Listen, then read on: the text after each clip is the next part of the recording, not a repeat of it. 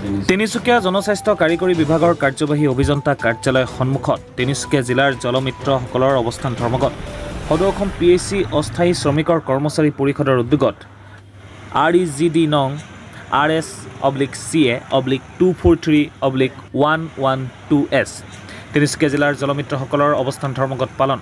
দাবীসমূহ হ'ল শ্ৰমিক আইন অনুসৰি ন্যূনতম ভাত্তা প্ৰদান কৰা, ইউজাৰ কমিটি পঞ্চায়ত বিভাগৰ পৰা মুক্ত কৰি PHC বিভাগৰ পৰা এংগেজমেণ্টৰ পৰিৱৰ্তে এপইণ্টমেণ্ট কৰি PHC বিভাগৰ পৰা দৰমহা দিয়াৰ ব্যৱস্থা কৰা, কৰ্মচাৰীসকলৰ জীৱনৰ নিৰাপত্তাৰ লগতে চৰকাৰে পৰিয়ালৰ সুৰক্ষা প্ৰদান কৰা, নিযুক্তি পাবলৈ থাকি যোৱা পুৰণা সতীৰ্থসকলক অতি শীঘ্ৰে নিযুক্তি প্ৰদান কৰা। ব্যুৰ' ৰিপৰ্ট, আদিবাসী নিউজ। কেইবাবছৰ ধৰি আমি জনস্বাস্থ্য কাৰিকৰী বিভাগত আমি অস্থায়ী কৰ্মচাৰী হিচাপে আমি কাম কৰি আছোঁ। আগতে আমাক বেতন দিয়া নাছিলে, এতিয়া পঞ্চায়তৰ আণ্ডাৰত আমাক পাৰিশ্ৰমিক হিচাপে বেতন দিছে, কিন্তু আমাৰ মানুহ কিছুমান এনেকৈ থাকি গৈছে। আৰু চৰকাৰে আমাক আশা দিছিলে যে এই 2025 চনৰ প্ৰথম দিনাই আপোনালোকে এখন ভাল খবৰ পাব বুলি, কিন্তু আমি একো ভাল খবৰ নাপালোঁ।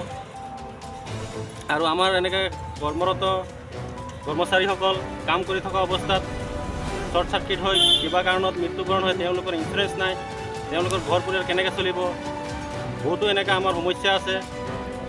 কিছুমান আমি দাবী চৰকাৰক বাৰম্বাৰ দি আহিছোঁ, এই দাবীসমূহ মই পাঠ কৰি দিছোঁ।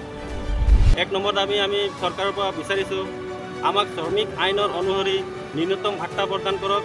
2 নম্বৰ, আমাক ইউজাৰ কমিটি পঞ্চায়ত বিভাগৰ পৰা মুক্ত কৰি PHC বিভাগৰ পৰা এংগেজমেণ্টৰ পৰিৱৰ্তে এপইণ্টমেণ্ট প্ৰদান কৰি PHC বিভাগৰ পৰা দৰমহা দিয়ক।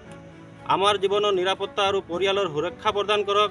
আমাৰ নিযুক্তি পাবলৈ থাকি যোৱা পুৰণা সতীৰ্থসকলক অতি শীঘ্ৰে নিযুক্তি প্ৰদান কৰক।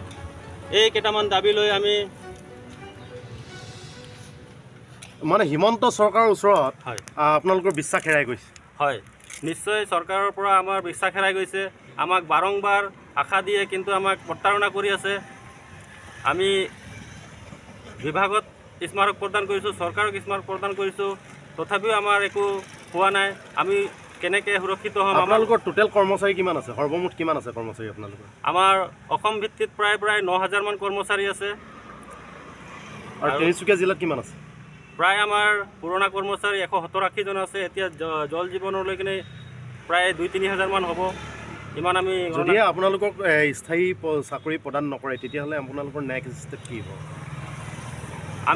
আমাক যদি স্থায়ীভাৱে যদি আমাক চাকৰি প্ৰদান নকৰে, আমাক যদি বেতন সময়মতে যদি নিদিয়ে, তেনেহ'লে আমি